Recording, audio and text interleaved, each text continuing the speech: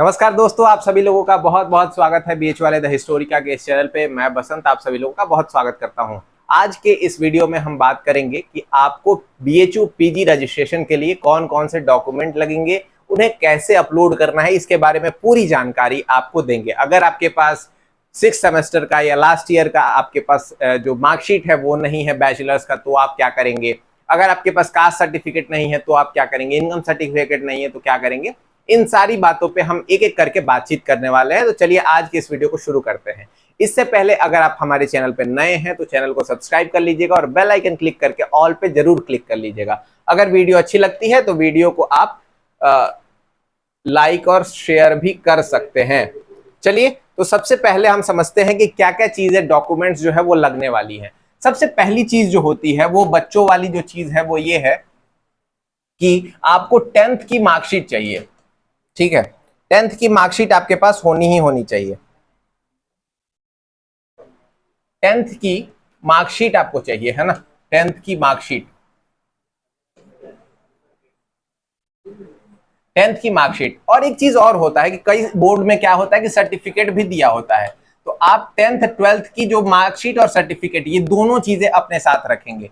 ठीक है, दूसरी चीज क्या है, 12th की मार्कशीट और सर्टिफिकेट, सेम चीज मार्कशीट और सर्टिफिकेट, इन्हें रखना है आपको पीडीएफ फॉर्मेट में। अगर मान लीजिए आपके पास दो है तो इनको पीडीएफ फॉर्मेट में रखिएगा। कैसे करेंगे, आप पहले 10th का अपना मार्कशीट लिए, उसे डॉक स्कैनर से स्कैन करिए। अपना जो अगर मान लीजिए दो है मार्कशीट और सर्टिफिकेट अलग अलग है तो दोनों को एक साथ स्कैन किया, एक पीडीएफ बनाया और उसे अलग से रख लिया।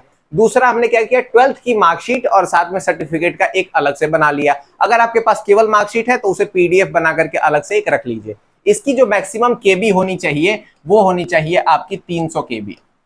300 केबी से ये नीचे होना चाहिए, जो कि अक्सर होता ही है। मैक्सिमम फाइल जो होना चाहिए ये कितना होना चाहिए, 300 केबी से नीचे होना चाहिए। तीसरी चीज जो आपको डॉक्यूमेंट रखनी है वो आपका हो जाएगा आपका ग्रेजुएशन का मार्कशीट, है ना। Graduation all semester marksheet, all semester marksheet.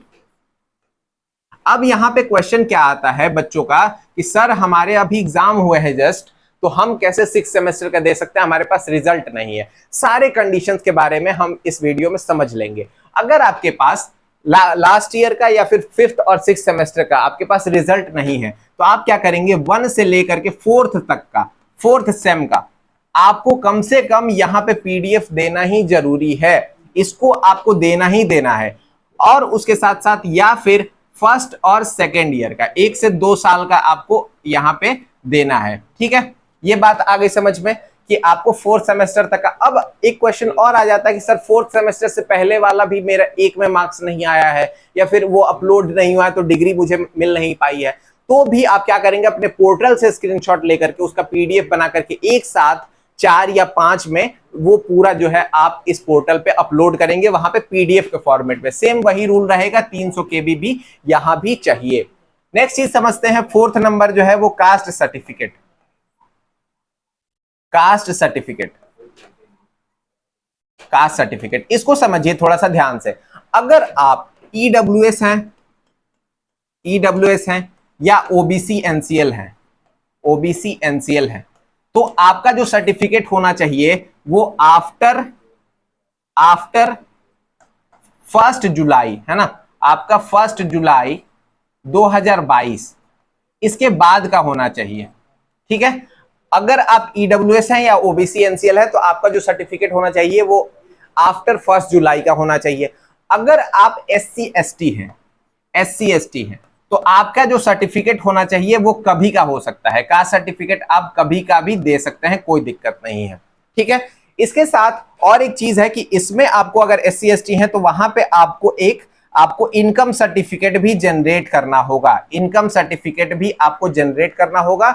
इसके लिए आपका जो डेट है वो 1 साल का ही वैलिड होता है, तो ये भी आप ध्यान रखिएगा कि आपको इनकम सर्टिफिकेट भी देना पड़ेगा। चलिए, दूसरा हम समझते हैं कि और क्या चाहिए। तो और बात आती है यहां पे नेक्स्ट की टीसी और सीसी, टीसी और दूसरा सीसी, जो कि अक्सर क्या होता है, जो बच्चे मान लीजिए कि अभी आप जस्ट 2023 में पास आउट हैं तो आपको टीसीसीसी नहीं मिला होगा, मैक्सिमम चांस ये है। अगर मिल गया है तो आप यूनिवर्सिटी से जाकर के मांग करके आप इसको अपलोड कर सकते हैं। लेकिन अगर आपके पास नहीं है तो यहाँ पे अंडरटेकिंग एक आप दे सकते हैं, इन्हीं दोनों के लिए ही केवल आप अंडरटेकिंग देंगे। ठीक है, अंडरटेकिंग आपको केवल और केवल इन्हीं दोनों के लिए देना है, जो कि अंडरटेकिंग की लिंक हम डिस्क्रिप्शन बॉक्स में दे देंगे, या फिर आप वेबसाइट पे जाएंगे तो वहां भी आपको मिलेगा। ठीक है, ये टीसीसीसी की बात हो गई। लेकिन अगर आपके पास मान लीजिए 2022 के पास आउट है या एक साल गैप ईयर है तो आपके पास टीसीसीसी होगा ही, तो उसे आप यहाँ पे पुट कर देंगे। नेक्स्ट चीज समझते हैं, तीसरा जो चीज है यहाँ पे सेकंड फाइल में, वो है हमारा फोटो। फोटो कैसा होना चाहिए? तो फोटो की साइज जो है वो होनी चाहिए आपकी, डायमेंशन जो होना चाहिए, डायमेंशन जो होगा वो होगा 4.5 सेंटीमीटर, ये हमारा हाइट होगा, और इंटू 3.5 सेंटीमीटर ये हमारा विड्थ होगा। ये हमारा क्या है? हाइट है, और ये हमारा विड्थ है। और इसकी साइज जो होगी वो होगी 100 KB।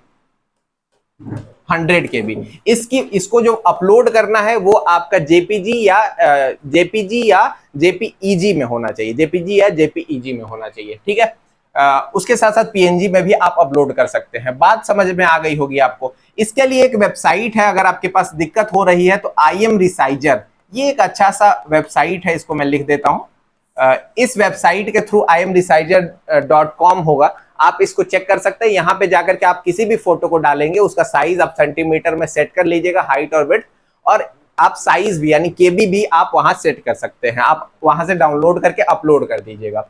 फोर्थ चीज जो है वो एक सादे पेज पे आप ब्लैक या ब्लू पेन से आप अपना सिग्नेचर अपलोड करेंगे। इसका कोई डायमेंशन सेट नहीं है, लेकिन इसका मैक्सिमम जो होना चाहिए सिग्नेचर, हाँ, इसका जो मैक्सिमम जो केबी होना चाहिए वो भी क्या है? 100 KB ही है। ठीक है, इसका कोई डायमेंशन सेट नहीं है। इसके साथ साथ और भी कई सारी चीजें हैं, जैसे अगर आप स्पोर्ट्स कोटा से हैं तो स्पोर्ट्स सर्टिफिकेट आपको देना होगा, स्पोर्ट्स सर्टिफिकेट देना होगा। 6th नंबर जो हो सकता है वो क्या हो सकता है आपका? अगर फिजिकली चैलेंज्ड है तो पीएच सर्टिफिकेट आपको देना होगा। ठीक है, पीएच सर्टिफिकेट देना होगा। अगर आप बीएचयू एम्प्लॉय हैं तो बीएचयू एम्प्लॉय सर्टिफिकेट आपको जनरेट करना होगा वहां, या आईडी देनी होगी, है ना, बीएचयू एम्प्लॉय सर्टिफिकेट। तो ये सारी चीजें जो थी वो मेन चीजें थी जो मैंने बता दी है आपको। इन चीजों को आप तैयार किए बिना पहले आप फॉर्म मत भरिएगा। ये सारी चीजें आप बिल्कुल ध्यान से आप देख लीजिए एक बार फिर से, कि आपको 10th की मार्कशीट और सर्टिफिकेट जो भी आपके पास हो, एक अगर है तो एक ही आप उसको पीडीएफ में बना के रखिए। 12th की मार्कशीट और सर्टिफिकेट अगर एक है, केवल मार्कशीट है, तो उसे भी बना करके रखिए। ग्रेजुएशन की आपके पास जितनी भी है, अगर आपके पास पोर्टल पे अवेलेबल है तो पोर्टल का ही स्क्रीनशॉट लेकर के आप वहां पीडीएफ बना करके एक साथ डॉक स्कैनर ऐप के थ्रू आप बना करके वहां सेव कर लीजिए अपने फोन में, अपने नाम के साथ। जैसे मान लीजिए कि मेरा नाम विजय है, बसंत है, तो बसंत 10th सर्टिफिकेट .pdf, बसंत 12th सर्टिफिकेट .pdf, बसंत ग्रेजुएशन सर्टिफिकेट .pdf, बसंत उसके बाद अंडरटेकिंग .pdf, ऐसे करके पूरा बना लेंगे आप। अंडरटेकिंग में क्या करना है आपको कि पूरा उसको फिल करना है, उसको स्कैन करेंगे और उसके बाद जाकर के आप उसको अपलोड कर सकते हैं। ठीक है, कास्ट सर्टिफिकेट के बारे में हमने बता दिया, जनरल को कुछ नहीं देना है, ईडब्ल्यूएस और ओबीसी को आपको सेंट्रल लेवल का होना चाहिए, सेंट्रल गवर्नमेंट का होना चाहिए वो सर्टिफिकेट 1 जुलाई 2022 के बाद का। और एससी एसटी का कोई ऐसा डिटेल नहीं है कि आपका कब का होना चाहिए, पहले का भी चलेगा। और उनको इनकम सर्टिफिकेट भी देना है, बाकी लोगों को नहीं देना, केवल एससी एसटी को देना है। टीसीसीसी के बारे में हमने बात कर लिया कि अंडरटेकिंग आपको जमा करना है, लिंक आपको डिस्क्रिप्शन में मिल जाएगा।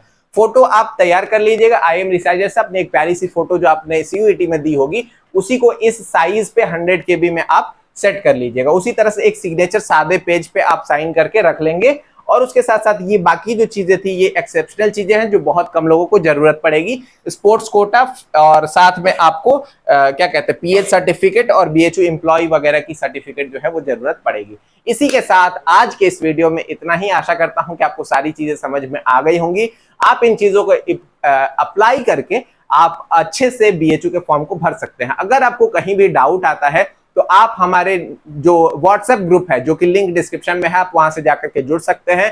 टेलीग्राम ग्रुप भी है, वहां भी लिंक दिया हुआ है। अगर आप नहीं खोज पा रहे हैं तो आप टेलीग्राम डाउनलोड करिए और वहां पे सर्च कर लीजिए बीएचयू वाले द हिस्टोरी का। आप वहां भी कोई भी प्रश्न पूछ सकते हैं। इसी के साथ मैं बसंत लेता हूं अलविदा। मिलते हैं अगले वीडियो में। आपका बहुत बहुत धन्यवाद।